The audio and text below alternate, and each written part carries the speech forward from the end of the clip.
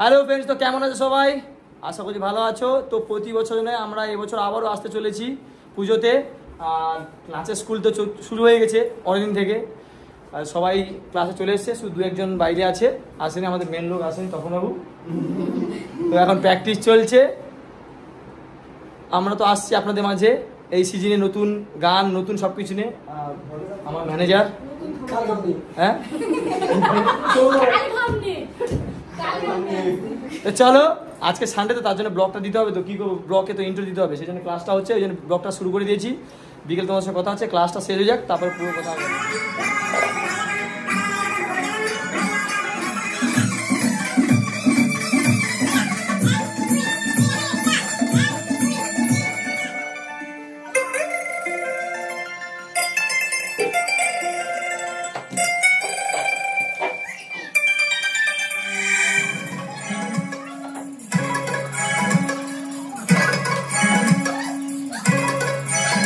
বাজে বিকেল 5টা।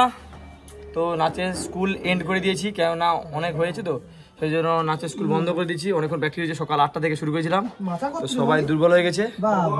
ম্যানেজার তো বিশাল ফিটনেস, আর আমাদের ম্যাডাম তো সেই দেখেছো তোমরা, বাগান নিয়ে ব্যস্ত। তো ম্যাডামকে দেখাচ্ছি, দাঁড়াও, ব্যাক ক্যামেরায় বুঝতে পারবে। তো চলো ব্লগটা কন্টিনিউ করে, এখন ব্লগটা শেষ করছি না, সবাই দুর্বল হয়ে গেছে। কাজ একজনের নাক ফেটে গেছে, নাচতে নাচতে এই চেয়ার দাঁড়িয়েছে, নাক টাক ফেটে একাকার হয়ে গেছে।